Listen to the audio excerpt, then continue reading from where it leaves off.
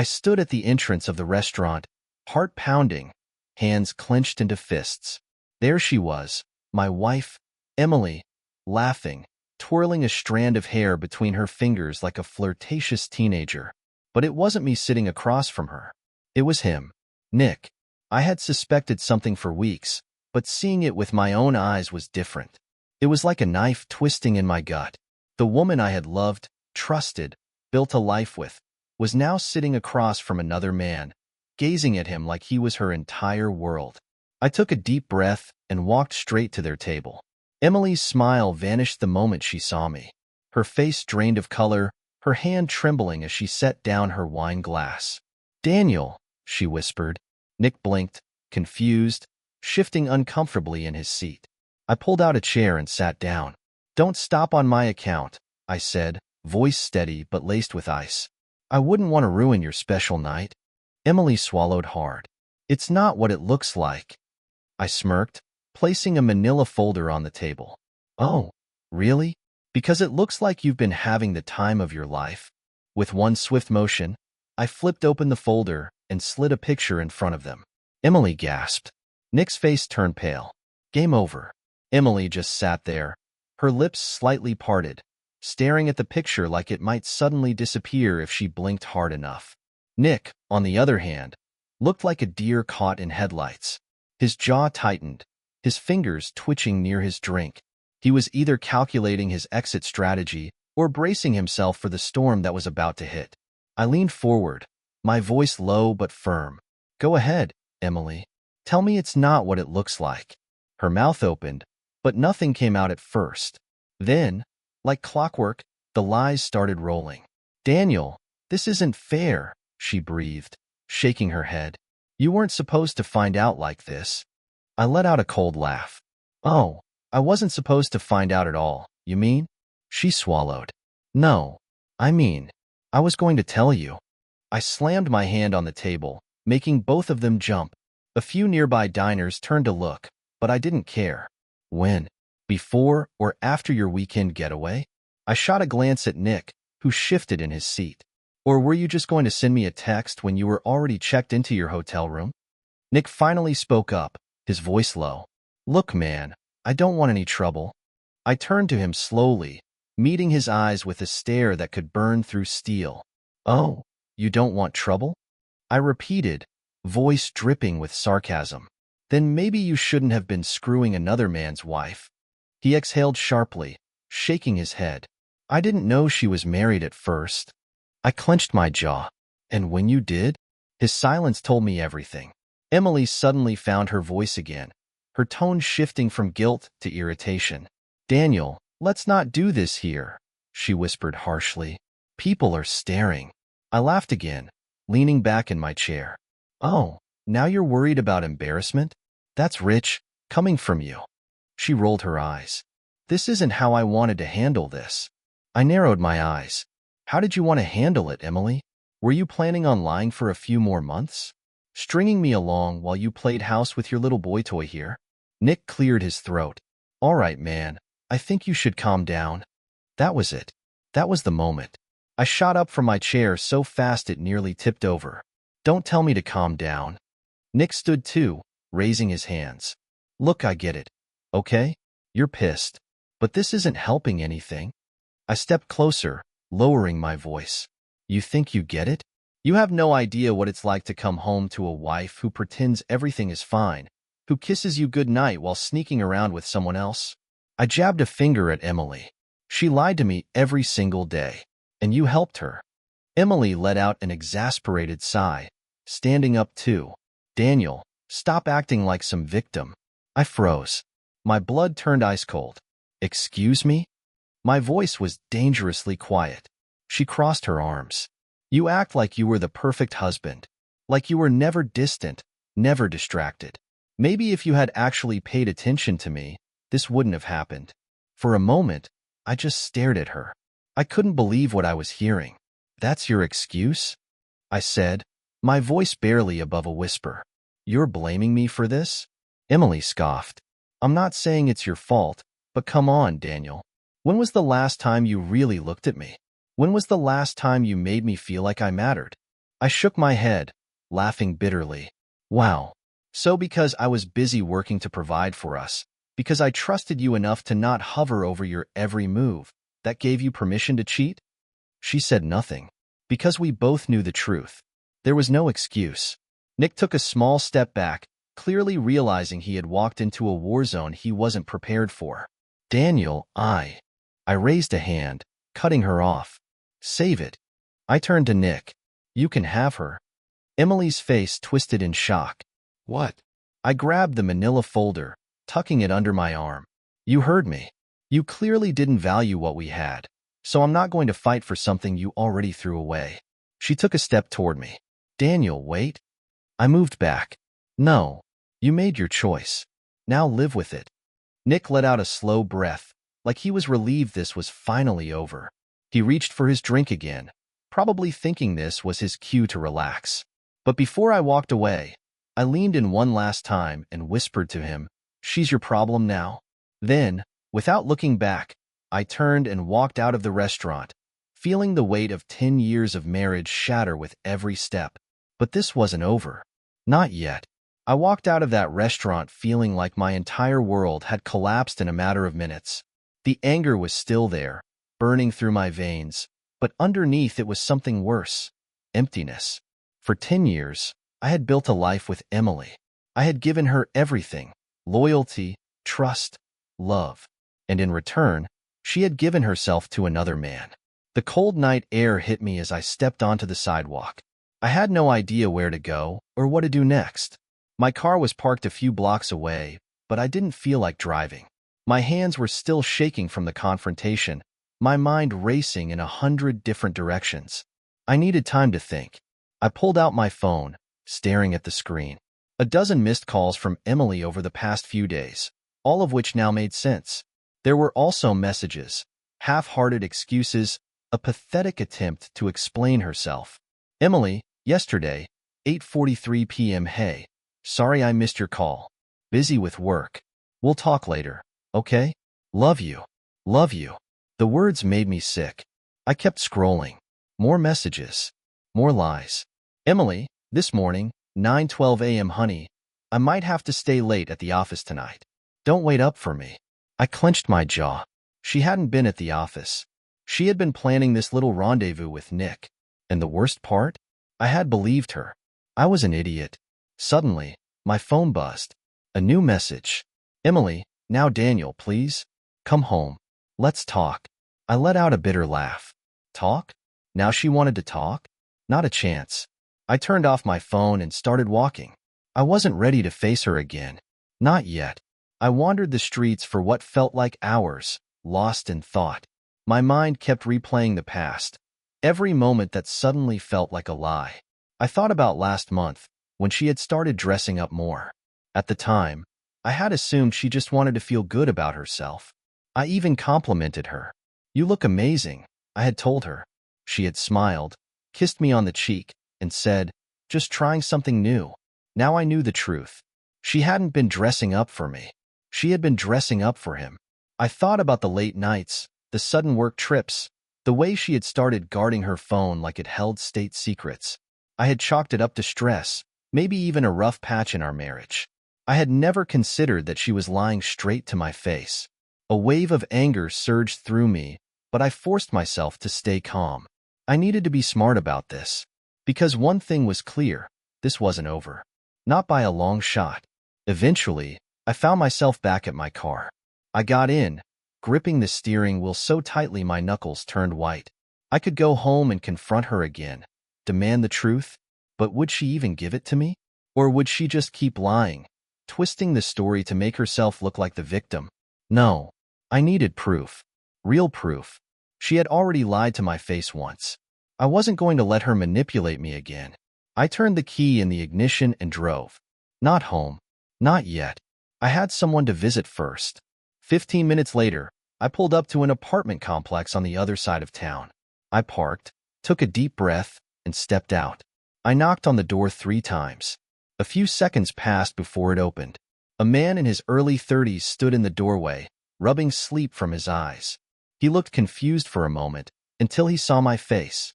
Then his expression changed. Daniel, he said, frowning. What are you doing here? I exhaled sharply. Hey, Jason, can we talk? Jason was my best friend, the one person I knew I could trust right now. Without hesitation, he stepped aside and let me in. I sat on his couch, elbows on my knees, staring at the floor. Jason handed me a beer, then sat across from me, waiting. He knew me well enough to know I needed a moment to gather my thoughts. Finally, I spoke. She's cheating, I said, my voice flat. Jason's eyes darkened. Emily? I nodded. With some guy named Nick. I caught them tonight. Jason let out a low curse, shaking his head. Damn, man. I'm sorry. I took a long sip of beer. I need your help. He leaned forward. Name it. I looked him in the eye. I want proof. Real proof. She's been lying to me for God knows how long, and I refuse to let her spin some sob story and make me look like the bad guy. Jason nodded slowly. You want me to help you dig? I nodded. Jason had always been good at uncovering things. He worked in cybersecurity, which meant he knew how to find what people wanted to keep hidden. I'll see what I can do, he said. Phone records, emails, whatever I can access. I exhaled, feeling a small weight lift off my chest. I appreciate it, I muttered. Jason studied me for a moment. What are you going to do? I stared at my beer, turning the bottle in my hands. I don't know yet, I admitted. But when I do, she's going to regret ever lying to me. Jason smirked slightly. Now that's the Daniel I know. I leaned back, taking another sip. This wasn't just about catching Emily in her lies anymore. This was about making sure she never got the chance to lie to me again. I barely slept that night. Even after leaving Jason's place, my mind refused to shut down. I kept thinking about Emily, about every little moment that now seemed like a warning sign I had ignored. How many times had she smiled at me while texting him? How many nights had she kissed me goodbye before running into his arms? The anger didn't fade, it only grew. But instead of letting it consume me, I turned it into something else. A plan. If Emily wanted to lie, I would let her. But this time, I'd be 2 steps ahead. The next morning, I forced myself to act normal. I went home, showered, and dressed like it was any other day. Emily was already in the kitchen when I walked in, sitting at the table with a cup of coffee. The moment she saw me, she jumped up. Daniel. I held up a hand. Not now, I said flatly, walking to the fridge. I could feel her eyes on me, searching for any sign of emotion. Guilt? Sadness? A breakdown? She found none. She hesitated. Can we please talk? I took a sip of water before turning to her. Talk about what? She swallowed. About last night. I stared at her, letting the silence stretch. Finally, I sighed and ran a hand through my hair. You know what, Emily? I don't even want to fight. Her brows furrowed. You don't? I shook my head, forcing a tired smile. I'm done being angry. If you're not happy, fine. Let's just handle this like adults. Her shoulders relaxed slightly, but I could see the suspicion in her eyes. She wasn't sure if she could believe me. I played it cool. You need time to figure things out? Take it. I'll stay at a hotel for a few days. No pressure, no fights. She blinked. You do that?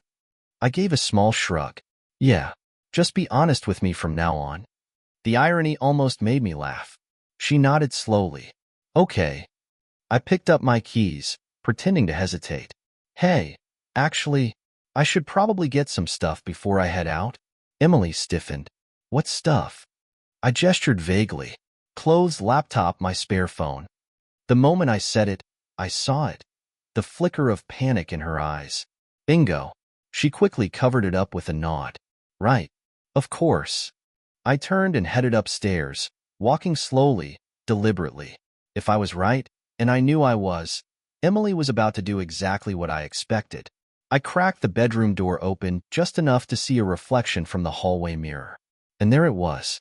The second I was out of sight, she grabbed her phone and started texting. I waited exactly 10 seconds before stepping back into view. Hey, Em. She nearly dropped her phone. What? I smiled. Forgot my charger. I walked over, grabbed it, and left without another word. But inside, I was grinning. She had taken the bait. I checked into a hotel that afternoon, giving her the space she thought she had one. I let her believe I had given up, that I was out of the way. Meanwhile, Jason worked fast. By evening, he had already pulled Emily's phone records. When I met him at a bar downtown, he slid his laptop across the table. "She's been talking to Nick constantly," he said. "Calls, texts, way more than she ever contacted you." I clenched my jaw as I scrolled through the logs. Jason continued. "The interesting part? She's also been calling a third number. A lot." I frowned. "Who?" He tapped the screen. "A burner phone." I froze. "She has a second phone?" Jason nodded. "She's careful, but not careful enough." I ran a few checks. The burner was activated about 5 months ago. My guess? She uses it strictly for Nick. I exhaled sharply, gripping my beer bottle. Every time I thought I had a handle on how deep this betrayal ran, it got worse. "She's good," I muttered. Jason smirked. "She's sloppy. If she was really good, you wouldn't have found out." He had a point. I leaned back, thinking, "Can you get access to that burner?" Jason rubbed his chin. "Not easily. But if you can get your hands on it, I can crack it." I nodded slowly. It was time to up the stakes. That night, I went home unexpectedly. Emily was in the living room, curled up on the couch with her laptop. She looked up in surprise when I walked in. "Daniel?" I forced a sheepish smile. "Forgot a few things." She nodded slowly, closing her laptop a little too fast. "Right." I headed upstairs, but I wasn't looking for my stuff. I was looking for hers. I searched everywhere. The closet, her purse, the bathroom drawers. Nothing. Then I checked under the mattress. And there it was.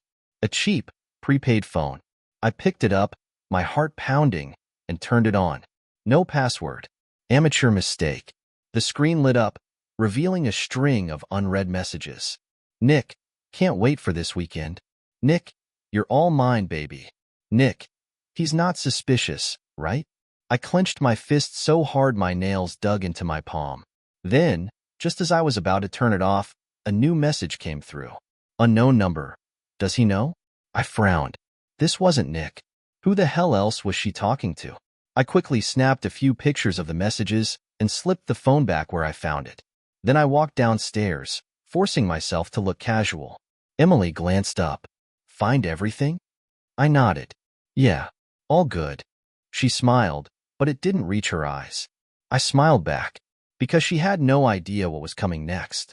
I sat in my hotel room that night, staring at the screenshots of Emily's messages. My mind raced with 1,000 possibilities. Who was the unknown number? Another lover? Someone helping her cover up the affair? I had enough proof to destroy her now, but I wanted more. I wanted to know just how far this deception went. And most of all, I wanted Emily to feel the same kind of pain she had inflicted on me. The next morning, I made a decision. Instead of texting Nick or the unknown number from her burner phone, I called. The first call went straight to voicemail. I tried again. This time, a man's voice answered. "Hello?"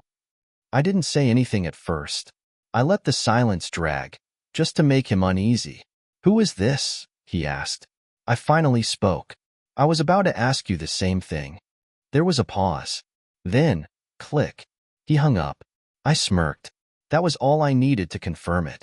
Whoever this was, they didn't want to be found. I texted Jason. "Me, find out who owns this number. It's tied to Emily's burner." Jason, "On it." Now, it was time for the next phase. That afternoon, I went back home. This time, I wasn't sneaking around. I wanted Emily to see me. She was in the kitchen when I walked in.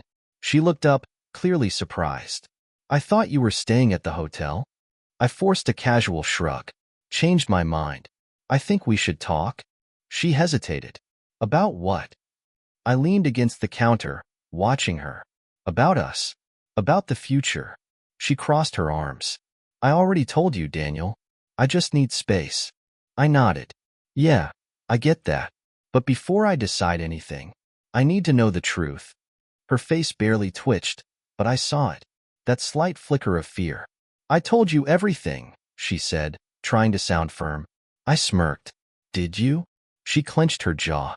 "Yes." I tilted my head. "Then you won't mind if I ask Nick directly, right? Her body stiffened. What? I pulled out my phone. Yeah, I figured, why go through you? I should just talk to him myself. I started dialing. Emily practically lunged forward. Daniel, stop. I paused, my thumb hovering over the screen.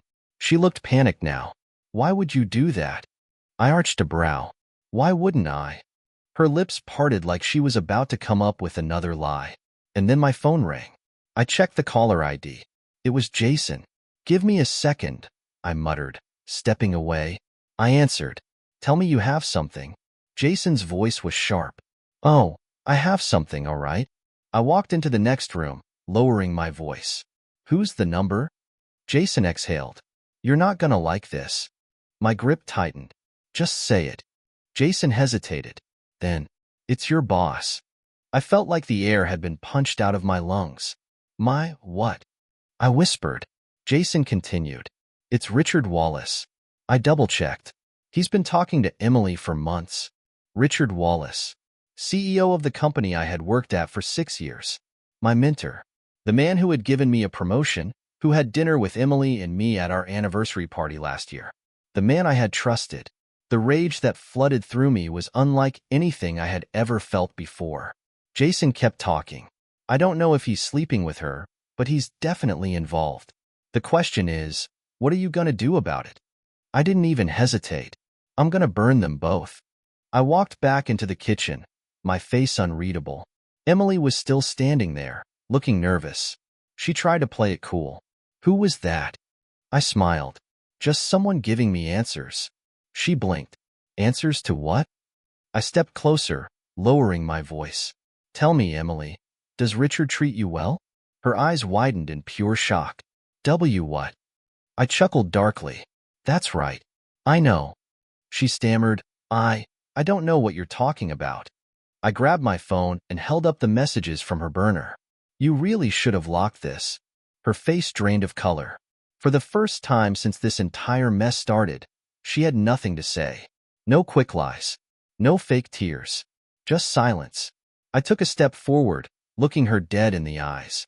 Tell me, Emily, did you **** him too? Or was it just Nick? Her mouth opened and closed, like a fish gasping for air. I shook my head. You really are something else. I turned and grabbed my coat. She finally found her voice. Wait, where are you going? I laughed bitterly. You'll see. And with that, I walked out. I had a meeting to attend, but not with Emily, with Richard Wallace. I drove to the office with my fingers clenched so tightly around the steering wheel that my knuckles turned white. My mind replayed everything. Emily's fake innocence, the messages on her burner phone, and the name that changed everything. Richard Wallace. My boss. My mentor. The man I had looked up to for years. And now, the man I was about to destroy. I stormed into the office, ignoring the receptionist's polite greeting as I made my way to Richard's private floor. Normally, you needed an appointment to see him, but I wasn't in the mood for formalities. His secretary, a thin woman with glasses, stood up as I approached. Daniel, Mr. Wallace is in a meeting? Not anymore. I shoved the door open and walked in. Richard was sitting at his polished mahogany desk, mid-conversation with a man in a suit. His expression shifted from confusion to mild annoyance when he saw me. Daniel? He frowned. What the hell? I ignored him and turned to the other man.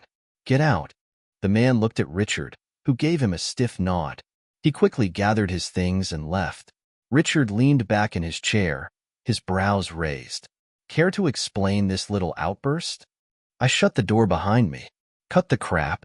His expression remained cool, but I saw the flicker of something behind his eyes. I know everything. A long silence stretched between us. Then Richard sighed, rubbing his temple. Daniel, if this is about the merger. I laughed darkly. Oh, I don't give a damn about the merger. I'm talking about Emily. That did it. Richard's fingers twitched on the desk. Emily, he said, his voice controlled. What about her? I pulled out my phone and tossed it onto his desk. The screen was still open to the messages from the burner phone. Want to explain why you've been talking to my wife behind my back? Richard's jaw tightened. For the first time, he looked uncomfortable. I leaned forward. You see, I was ready to deal with the fact that she was screwing around with some random guy. But you? You were supposed to be my friend. Richard exhaled slowly and picked up my phone, scrolling through the messages. He didn't try to deny it. Instead, he set the phone down and met my gaze. It's not what you think. I let out a cold chuckle. Oh, please, don't insult my intelligence. He clasped his hands together. Listen to me, Daniel. Yes, I've been in contact with Emily, but it's not because of some affair. I arched a brow. Then what is it? Richard hesitated. Emily came to me months ago. She told me you were struggling, that you weren't happy. I stared at him. Excuse me? He sighed. She said you were overwhelmed, that your job was consuming you, and that she was worried about your well-being. She asked me if I could lighten your workload. I blinked. This woman, this absolute liar. She had been manipulating not just me, but my own boss? I shook my head. And you just believed her? Richard frowned. She was convincing. She said she didn't want to bother you with it, that she was just trying to help. I clenched my fists. So you decided to start having secret conversations with my wife? Richard exhaled. It was never romantic, Daniel. I didn't believe him. Not for a second. She has a burner phone just for you, I said. Explain that. His face darkened. Gotcha. He opened his mouth, but I cut him off. No, you know what? It doesn't matter. I grabbed my phone off his desk. Because I don't care about your pathetic excuses. I care about revenge. Richard narrowed his eyes. Revenge? I smiled. That's right. I leaned closer. You see, Richard, you might have power here, but I have leverage. His expression flickered with unease. What are you talking about? I smirked. I've been collecting evidence. Texts, call logs, bank transactions. That last part was a lie, but I needed him scared. His jaw tensed. You wouldn't. I crossed my arms. Wouldn't I? I could see the gears turning in his head. He knew that if word got out about this, his reputation and his marriage would take a serious hit. I tilted my head. So here's what's going to happen. You're going to make this right. Richard scoffed. And what exactly do you want? I smiled coldly. A severance package. A very generous one. His nostrils flared. You want me to pay you? I shrugged. Think of it as a loyalty bonus. For all my years of hard work. Richard gritted his teeth. This is blackmail. I leaned in. No, Richard. This is justice. The room was silent for a long moment. Then, finally, Richard exhaled and rubbed his temple. Fine. I arched a brow. Fine. He nodded, looking utterly defeated. You'll have your money. I grinned. Pleasure doing business with you. As I turned to leave, Richard called out, Daniel. I paused at the door. His eyes were cold. Emily, she's not worth it. I smirked. Oh, I know. And with that, I walked out. I had one last piece of business to handle. It was time to end this marriage. As I drove home, gripping the steering wheel like it was the only thing keeping me grounded, my mind was set on one final goal. Emily was done. Richard was handled. I had secured a generous payout, but that wasn't enough. I needed Emily to see everything crumble, the way she had shattered my trust, my love, my dignity, and I had the perfect plan. I arrived at the house late in the evening. The moment I stepped inside, I could feel the tension in the air. Emily was on the couch, scrolling through her phone, acting as if nothing had happened. The sheer audacity of this woman. She looked up, feigning surprise. Oh, you're home. I smirked. Yeah, we need to talk. Her eyes narrowed. About what? I tossed my keys onto the table and leaned against the wall. About your little secret. She stiffened but quickly masked it with an eye roll. Oh, God, Daniel. Are we still doing this? I already told you everything. I pulled out my phone, opened the burner messages, and played one of her voice recordings. Emily's own voice filled the room. Don't worry, baby. Daniel's too stupid to figure it out. He actually believes I still love him. He's so predictable. Her face went pale. I tilted my head. Care to explain? She swallowed hard but then forced a laugh. You're being ridiculous. That could be AI generated or something. I sighed. Emily, stop. You're caught. She scoffed. So what? What are you going to do? Cry? Beg me to stay? I chuckled darkly. No, Emily. I'm going to ruin you. Her cocky expression faltered. You see, I continued, I met with Richard today. Her whole body tensed. What? I smirked. Yeah, and guess what? He sold you out in less than 5 minutes. Emily's lips parted. That's not possible. He wouldn't. Oh, he did. I stepped closer, lowering my voice. And you know what he said? I leaned in, watching the panic rise in her eyes. He said you weren't worth it. Her mouth trembled. No, you're lying. I shrugged. Believe what you want. But you know what's really going to be fun? I pulled out a folder from my jacket and tossed it onto the coffee table. Divorce papers. Pre-signed by me. Her eyes widened. You already filed? I smiled. That's right. And I made sure you get nothing. She lunged for the papers, flipping through them frantically. No, no, no, no. This isn't fair. I laughed. Oh, fair? You want to talk about fair, Emily? You humiliated me, lied to me, used me, and now you think you get to walk away with half of everything? Her breathing became uneven. Daniel, wait. We can talk about this? I shook my head. No, you talk. I'm done listening. I grabbed my phone and dialed a number. She froze. Who are you calling? I put it on speaker. A voice answered, This is Officer McAllister. Emily's face drained of all color. I gave her a cold smile. Hey, officer. I have a report to file. Fraud, infidelity, maybe even some hidden bank accounts. Her breath hitched. You wouldn't. I arched a brow. Wouldn't I? She lost it. She threw the divorce papers onto the floor and screamed. You can't do this to me, Daniel. You can't just throw me away. I stared at her. You already threw me away, Emily. I'm just returning the favor. Tears welled in her eyes.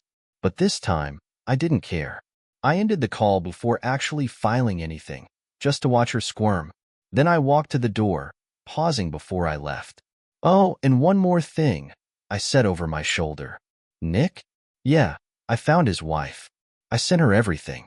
Hope they have a great talk. Emily let out a broken gasp. And with that, I walked out of the house, leaving her in the ruins of her own betrayal. The moment I stepped out of that house, I felt something I hadn't in a long time. Peace. The night air was crisp, and as I inhaled deeply, it was like I was finally breathing again. Emily's panicked screams echoed faintly behind me, but I didn't turn back.